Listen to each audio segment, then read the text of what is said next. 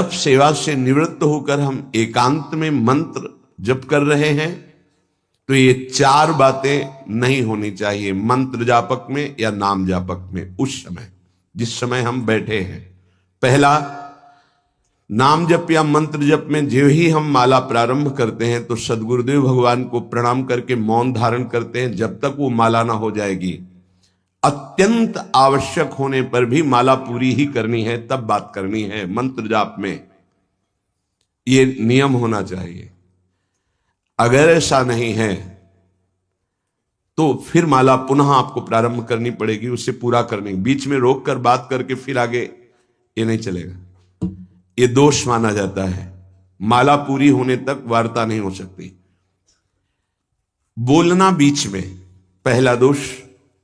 दूसरा, इधर उधर देख ऐसे माला जपने की, मेरुदंड सीधी, नासाग्र दृष्टि ऐसे। जिसे नींद आने की संभावना है वो आंख मूंद के भजन करने मत बैठे।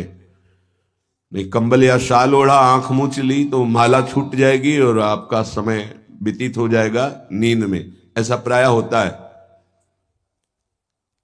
कठोर आसनों पे बैठ करके नींद ना आवे इसलिए नासाग्र दृष्टि रख के जप किया जाता है। उस मंत्र का ध्यान करते हुए आंख खुली हुई, बार बार पलक झपकना ऐसे ये नहीं, नासाग्र दृष्टि रखते हुए मंत्र जप करते हुए बोलना नहीं। जैसे 11 माला का नियम दिया है गुरु मंत्र का, तो जिनकी विशेष विशेष सेवाएं हैं, जब आपको समय मिले, जितना मिले अधिक से अधिक आप मंत्र जाप करें। जब आप आसन पे बैठकर मंत्र जाप कर रहे हैं तो बोलना नहीं है, माला पूरी होने पर ही बात करें अगर कोई अत्यंत आवश्यक है। दूसरा, इधर उधर गर्दन हिलाना, देखना, ये नहीं। मेरुदंड सीधी, आंख खुली हुई, आंख मूंद के नहीं जपना। एक महाभागवत की पत्नी निरंतर भगवदाकार वृत्ति में रहती थी। उनके पति जब पूजा में बैठते तो आंख मूंद करके बैठते, ध्यानस्थ ऐसे। एक बार उन्होंने पूछा, प्रभु आपके आंख मूंदने और आंख खोलने में अंतर पड़ता है क्या? तो उनका पड़ता है। तो बोले आपकी पूजा अधूरी। हम चाहे बाहरी दृष्टि में हो या आंतरिक दृष्टि में हो, एक ही चिंतन होना चाहिए। आंख खुली हो या आंख बंद, तभी सच्चा उपासक है। तीसरा,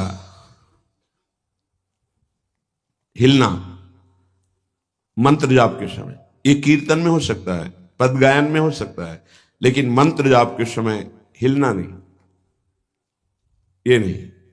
गर्दन घुमाना, बात करना। चौथा, हंसते हुए प्रपंच की वार्ता करना, हंसी मजाक चल रही, बोलना मतलब उत्तर देना। चौथे में जो हंसते हुए प्रपंच वार्ता करना। बैठे कुर्सी में 3 लोग, माला हाथ में, प्रपंच की वार्ता। अपमान कर रहे हो माला का, मंत्र का। आप क्या कर रहे हो? उपहास कर रहे हो। 4 लोग जा रहे हैं, माला सरक रहा है, बातचीत कर रहे, तो माला सरकाने से थोड़ी भगवत प्राप्ति होगी। जो माला की एक भी मन का नाम और मंत्र से खाली ना जाए, उसका चिंतन करते हुए, वो आंतरिक चिंतन को बढ़ाने के लिए माला है। माला सरकाने से थोड़ी भगवत प्राप्ति होती है। माला की मनका के सहारे से हम प्रत्येक मंत्र का चिंतन करके, उसका श्रवण करके, मनन करके तब फिर आगे बढ़ते हैं।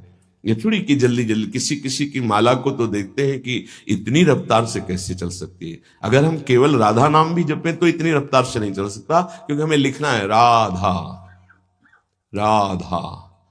फिर अष्टादशाक्षर मंत्र या द्वादशाक्षर मंत्र, फिर इन मंत्रों को तो कैसे आप इतनी जल्दी, कैसे बिना अक्षर मात्रा दर्शन किए कैसे आप मन का सरका दिए? 11 माला बहुत होते हैं। अगर जिस पद्धति से कहते 11 माला कर लो तो बहुत जल्दी मानसिक सिद्धि प्राप्त हो जाए।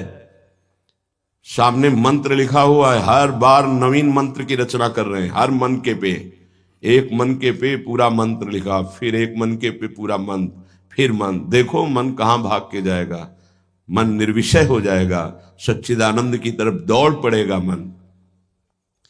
जब के समय किसी को उत्तर देना, इधर उधर देखना, शरीर को हिलाना, हंसते हुए हंसी मजाक वार्तालाप करना, 4 बातें जब में निषेध है। जब काले न भासेत नान्यानि प्रेक्षेत बुधा न कंपेत शिरोग्रीवाम दंता नैव प्रकाशयेत। 4 बातें। ए हंसी मजाक, 2 साधक चल रहे रास्ते में, माला भी चल रहा, हंसी मजाक। तुम्हारे पास समय कैसे, तुम्हारा माला कैसे चल रहा है, तुम वार्ता कर रहे हो, हंसी मजाक कर रहे हो। ऐसा नहीं, इतने सिद्ध नहीं हो गए हो। जो शास्त्र जब काले न भाषेत नान्यानि प्रेक्षित बुधा न कंपेत शिरोग्रीवाम दंतान नैव प्रकाशित। माला जपते समय ये ऐसे हिलना डुलना, शांत, हंसी मजाक, न दंतान नैव प्रकाशित, दांत नहीं दिखाई देने चाहिए। गुरुमंत्र के समय तो मुख से वायु भी नहीं निकलनी चाहिए, मुख से। बस ये स्थिति। थोड़ा दांतों के बीच में जगह है, जिह्वा का अग्रभाग ऊपर के दांत के जोड़ पे है, हल्की सी नाक की श्वास से मंत्र का उच्चारण है, उसी का श्रवण है, और नेत्रों से दृष्टि में हम देख रहे हैं। भगवदाकार मंत्राकार वृत्ति करनी है। प्रभु के मंगलमय नाम उच्चारण करने से करोड़ करोड़ जन्मों के पापों का नाश होता है, ऐसा शास्त्र और ब्रह्म ऋषियों ने निश्चय किया है। भगवान का नाम उत्तम श्लोक है, पवित्र कीर्ति है। जो नाम जप करता है वो पवित्र कीर्ति वाला हो जाता है, वो उत्तम श्लोक भगवान को प्राप्त कर लेता है, भगवत स्वरूप हो जाता है। इस मार्ग में चलने वाले उपासक से, चाहे वो ज्ञान मार्ग का हो या भक्ति मार्ग का हो, कोई पाप बन जाए तो शास्त्रोक्त प्रायश्चित करने की आवश्यकता नहीं है। जैसे कृच्छ व्रत, चंद्रायण व्रत, बड़े बड़े कठोर व्रत पापों का प्रायश्चित करने के लिए हैं, वो केवल नाम जप, नाम कीर्तन अपना बढ़ावे, उसी से सारे प्रायश्चित हो जाएंगे। जप करने वाले को अन्य प्रायश्चित करने की आवश्यकता नहीं है। जब तक अनंत जन्मों के हमारे पाप हैं तब तक हमारी नाम में रुचि नहीं होती। ये बहुत ध्यान देने का विषय है कि जब नाम की इतनी महिमा है तो सब लोग नाम में क्यों नहीं लगते? बोले इसलिए नहीं लगते कि इतने पाप हैं कि नाम की तरफ रुचि ही नहीं हो सकती। जैसे कोई कहे कि चीनी चीनी चीनी कहने से तो क्या मुंह में मिठास आ जाएगी क्या? भोजन भोजन भोजन करने से क्या पेट भर जाएगा क्या? तो ऐसे ही कृष्ण कृष्ण राम राम राधा राधा करने से क्या राधा मिल जाएंगे क्या? बड़े तर्क होते हैं ना दिमाग में। वो जड़ वस्तु है, वो न पहले थी न बाद में रहेगी, बीच में भी उसकी सत्ता नहीं है। नासतो विद्यते भाव। और जो भगवान को अधीन कर ले, भगवान से भी महान, जिसकी महिमा स्वयं भगवान नहीं वर्णन कर सकते। कहूं कहां लगी नाम बड़ाई, राम न सके नाम गुण गाई। वो इन भौतिक पदार्थों के नाम जैसा नहीं है, वो सच्चिदानंद है। स्वप्रधानमेव पुरुषोत्तम कीर्तनम पाप प्रध्वंसन हेतु। जो भगवान पुरुषोत्तम का नाम कीर्तन करता है, उसे अन्य साधन करे या न करे, प्रधान साधन नाम जप या नाम कीर्तन उसके सर्वस्व पाप का नाश कर देता है। किसी दूसरे प्रायश्चित के स्पर्श की भी आवश्यकता नहीं है। केवलमेव हरि कीर्तनम कृष्ण पापक्ष हेतु नान्य समुच्चितम नतरा मन्यांग भूतम। केवल नाम जप नाम कीर्तन संपूर्ण पाप और पाप प्रवृत्ति को विध्वंस कर देता है। अन्य किसी साधन के अंगभूत की आवश्यकता नहीं है। हो रहा है अच्छा, नहीं हो रहा तो चिंता की बात नहीं है। संपूर्ण पाप और पाप प्रवृत्ति का नाश करने के लिए केवलमेव हरि कीर्तनम, केवल भगवन नाम कीर्तन, भगवन नाम जप। नरक हेतु संस्कारः प्रायश्चित्त निर्वर्ते न सजाति योत्पादकः भक्त्या पुनरुभव विधोपीति भक्तेरे वात्यंतिक शुद्ध हेतुत्व न कर्मणाम। जैसे निश्चित हो चुका है आपके पाप कर्म से बन चुके कि नरक जाना है, निश्चित हो चुका है। अब उसको मिटा सकता है तो केवल नाम जप मिटा सकता है, दूसरा कोई साधन नहीं है। न कर्मणाम, कोई ऐसा कर्म नहीं कि तुमको रोक सके नरक जाने से, ऐसे आचरण बन गए। तो बोले नरक का हेतुभूत जो कर्म हुआ, जो पाप जमा हुए, उसमें भस्म करने के लिए और भी प्रायश्चित हो सकते हैं, लेकिन उसकी जो वासना है, जो संस्कार है, जो पाप प्रवृत्ति है, वो किसी में नष्ट करने की सामर्थ्य नहीं, किसी कर्म में, वो केवल नाम जप में है। नाम बड़े बड़े पापों को विध्वंस करके पाप की वासना, संस्कार, प्रवृत्ति का नाश कर देता है।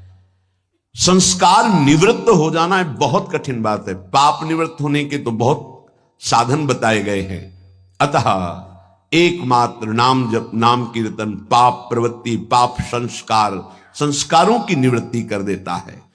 अत्यंत शुद्धि साधनम आवृत्ति गुणकम कृष्ण कीर्तनम अत्यंत शुद्धिश्च सह वासनाभि पापानां परिचयः भविष्यद्भि पापैरनुपश्लेषः फलमावृतिः प्रारब्ध परिक्षये च युक्तमेवावृत्तोपेक्षणम्।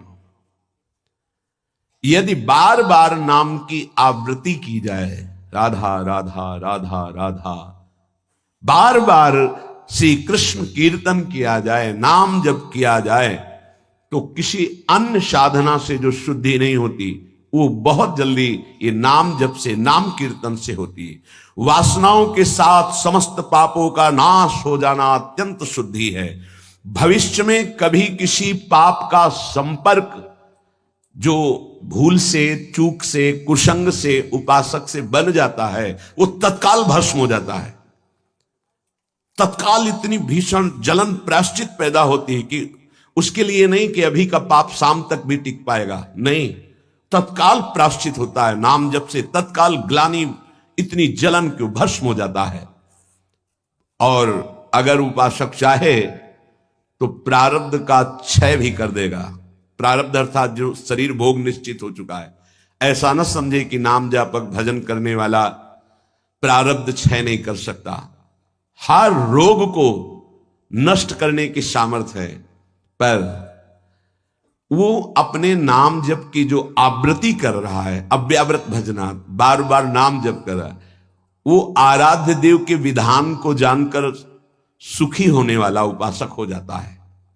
पाप क्षय हुआ, पाप की प्रवृत्ति का नाश हुआ, आगे भूल चूक से पाप हो जाए उसका भस्म करने की सामर्थ्य उसमें, प्रारब्ध को क्षय करने की सामर्थ्य होते हुए भी भक्त अपने प्रारब्ध को क्यों भोगता है? क्योंकि वो उस भजन से अपने आराध्य देव को प्रसन्न देख करके, मन जहां है सावई मना कृष्ण पदारविंद, अब उसे प्रारब्ध कोई दुखद नहीं लगता, अपने स्वामी का मंगल विधान लगता है, वो उसे सहज में भोग लेता है। यदि चाहे तो उसे तत्काल भस्म कर दे प्रारब्ध को। आगे इसका वर्णन करते हैं। अप्रारब्ध प्राचीन पापक्षय सकृत कीर्तनमेव साधनमिति निरपवादम अन्नवचनानि संत्य अनंतानि। प्रारब्ध से भिन्न पापों का क्षय समझना।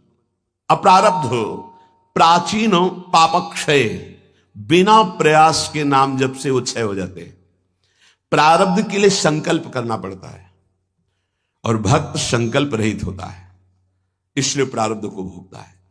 जो प्राचीन पापाक्षय अप्रारब्ध, जो प्रारब्ध में नहीं है, पूर्व संचित जमा पाप कर्म है, वो सकृत कीर्तन में साधनमिति, एक ही साधन भगवन नाम कीर्तन, भगवन नाम जब वो स्वाभाविक नष्ट हो गया। निरपवादम, इसमें किसी का कोई तर्क नहीं है, पर प्रारब्ध को क्षय करने के लिए संकल्प करना होता है। ये मेरा रोग नष्ट हो जाए, ये कभी भक्त नहीं कर सकता। इसीलिए बड़े बड़े संतों को कष्ट में देखा गया शारीरिक। अप्रारब्ध स्वाभाविक क्षय हो जाएगा, पर प्रारब्ध के लिए संकल्प करना पड़ेगा। इसलिए भक्तजन अत्र वचनानि संत्य अनंतानि, संतों के अनंत वचन पाए गए। क्या कि जैसे मेरे प्रभु रख रहे हैं वैसे मैं बहुत राजी हूं, मेरे स्वामी जैसे मुझे रख रहे हैं, जोई जोई प्यारो करे सोई मुझे भावे। तेरा किया मीठा लागे। क्या बड़े बड़े महापुरुष के तेरा किया मीठा लागे। प्रभु आप जो विधान कर रहे हो वो प्रारब्ध क्षय के लिए संकल्प नहीं करते। कीर्तनात् पापक्षय तदा वृत्त्या तद विषयाणाम वासनानाम प्रचयः अपचयश्च पाप वासनानाम ततो भगवज्जनो सेवा सात्यताम ततस् तदुपवर्णित महिमनि भगवती पुण्य श्लोक शेखरे भगवती नैष्ठिकी भक्ति तत्शोकादि नाम अत्यंतोच्छेद ततः सत्वस्य परमोत्कर्षः तत्व साक्षात्कार ततो मुक्ति रीति अयमर्थः। ओहो, बड़ी अद्भुत बात वर्णन कर रहे हैं। ये कीर्तन केवल पाप का ही नाश नहीं करता, नाम जप, ये नाम जप बार बार जो आवृत्ति की जाती है इससे उपासना की वृद्धि होती है, वासनाओं का नाश होता है। इसके पश्चात भगवत प्रेमी महात्माओं का सानिध्य मिलता है। ये बड़े गूढ़ विषय है। जब तक आपके पाप क्षय नहीं हुए तो आप संतों के सन्मुख नहीं पहुंच सकते। भगवत कृपा हुई, कैसे पाप क्षय हुए? श्रवण सुजस सुनी आयऊ। जब कान में श्रवण में हमारे भगवतीय सिद्धांत नाम महिमा पड़ी तो सुन सुन के हमारे हृदय में इच्छा जागृत हुई, चलो संत दर्शन करते हैं। भजन का फल हुआ संत दर्शन, नाम जप का, नाम कीर्तन का फल हुआ भगवत प्रेमी महात्माओं का सानिध्य संग। ततो भगवज्जन सेवा सात्यतम।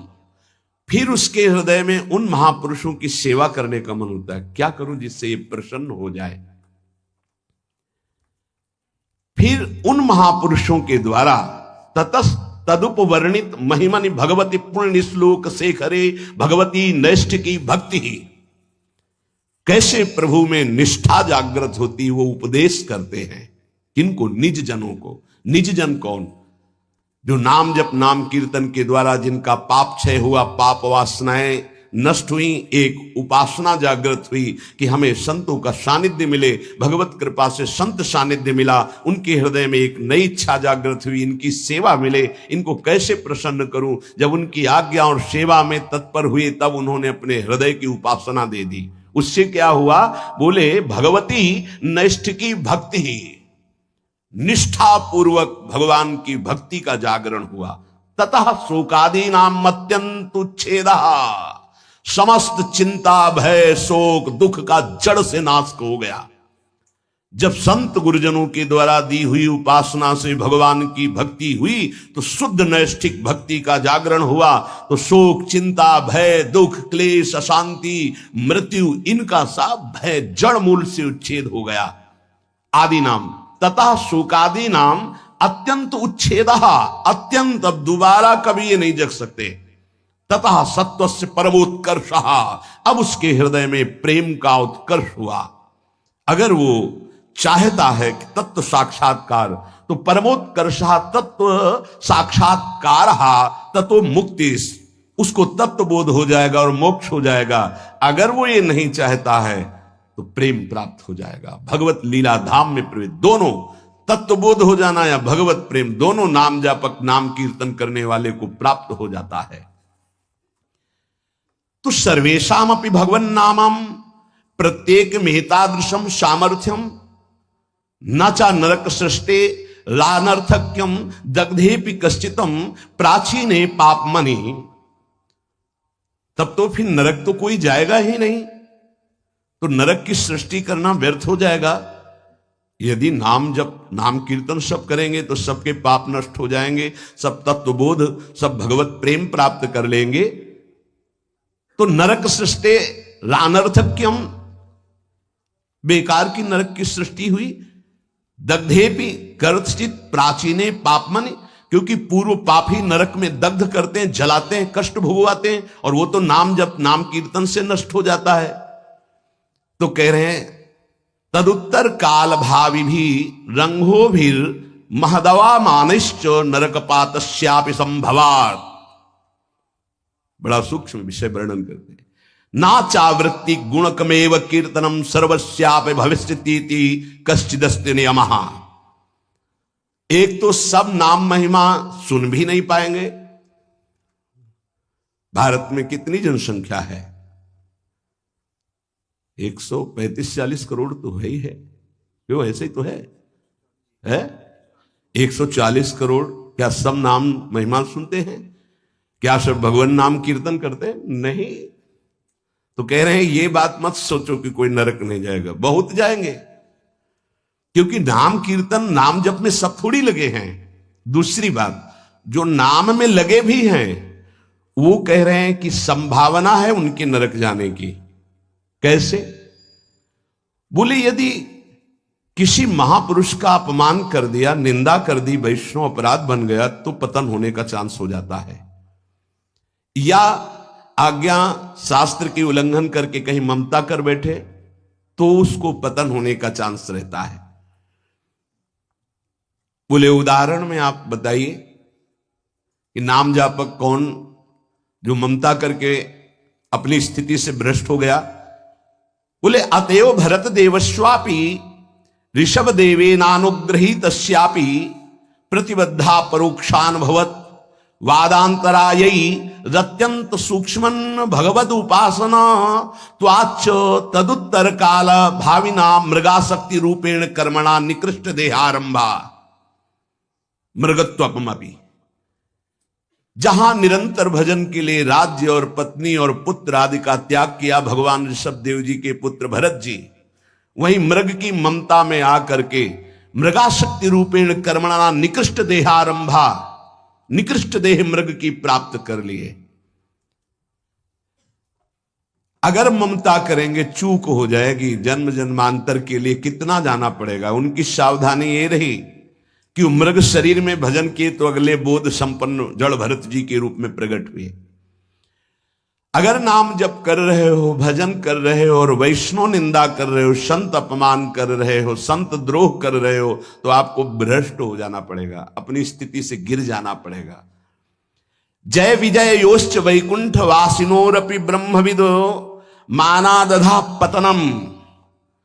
ब्रह्मविद महापुरुष सनक सनंदन सनातन सनत कुमार का अपराध करने के कारण वैकुंठ में विराजमान जय विजय अधापतन को प्राप्त हो गए।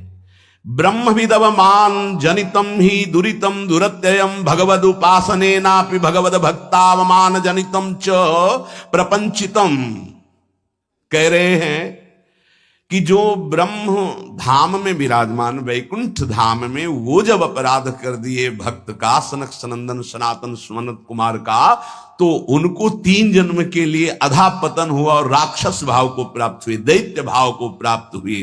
तो जो भगवद भाव मान जनितम च प्रपंचितम, जो प्रपंच दृष्टि रखकर नाम जप करते हो, भगवत भक्तों का अपमान कर देते हैं, निंदा कर देते हैं, तो महात्माओं का अपमान करने से उनकी गति बिगड़ सकती है।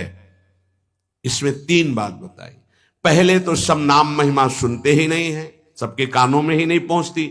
अगर किसी के कानों में पहुंचती है तो बड़ा भाग्यशाली ही उसे पकड़ पाता है, नहीं तो छोड़ देता है। तो ऐसे लोगों की गति दुर्गति ही होती है।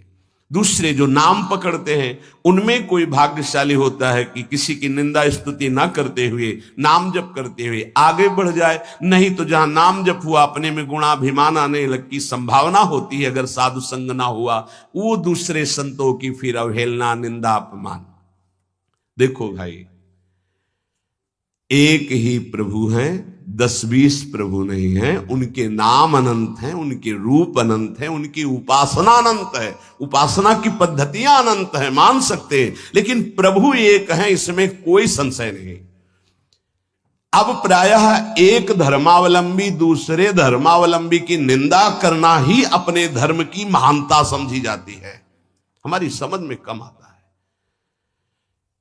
हम किसी की निंदा कर रहे हैं, किसी का अपमान कर रहे हैं, किसी की अवहेलना कर रहे हैं, तो हम अपने आराध्य देव की आज्ञा का उल्लंघन कर रहे हैं। एकादश स्कंद में परमार्थ का जब निरूपण वर्णन हुआ बीच में, तो उसमें था ना किसी की निंदा ना किसी की स्तुति। समझ में नहीं आता। हम समझते हैं हम अपने आचार्य की बहुत महिमा गा रहे हैं अगर दूसरे आचार्य की निंदा कर रहे हैं। दूसरे इष्ट देव के नाम की निंदा करें तो हम अपने इष्ट देव को बहुत प्रसन्न कर लेंगे। नहीं भाई नहीं, अभी समझ में नहीं आई, अभी बुद्धि ठीक नहीं है। सर्वम खलमिदम ब्रह्म ने नानास्ति किंचन। श्री कृष्ण चंद्र जी कह रहे मत्ता परतरम नान्यत किंचित अस्ति धनंजय, मेरे सिवा कोई नहीं, फिर तुम उनके दास हो। तुमको नहीं दिखाई दे रहा तुम्हारा आराध्य देव स्वरूप में? अवहेलना उपहास, दूसरे धर्म की अवहेलना अर्थात अपने आराध्य देव की, दूसरे वैष्णव की, दूसरे संत की, दूसरे उपासक की निंदा अर्थात अपने आराध्य देव की। कह रहे हैं जय विजय योश्च वैकुंठ वासिनोरपि ब्रह्मविदव मानादधः पतनम, अधः पतनम। वैकुंठ से पतन होना असंभव, लेकिन इस असंभव पद से भी पतन हो गया महापुरुषों का अपमान करने से, और तो सब छोटी बात है। इसलिए ध्रुवदास जी ने भी सिद्धांत विचार लीला में वर्णन किया, भक्तन के अपराध सो डरपत रहो। या एक अपराध है जो बड़ी बड़ी पदवी से तुम्हें भ्रष्ट कर देगा, तुम्हारे सारे सुकृत नष्ट कर देगा। भक्तन निंदा अति बुरी भूल करे जिनको, के सुकृत बहु जन्म के छिन में डारे खोए।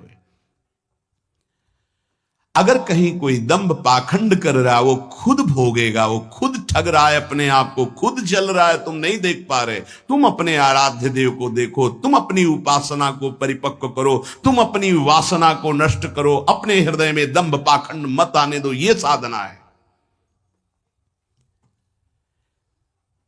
नाम सर्व मंगलकारी। अगर महापुरुषों की स्थिति को देखो तो नाम में बहुत जल्दी प्रीति हो जाएगी।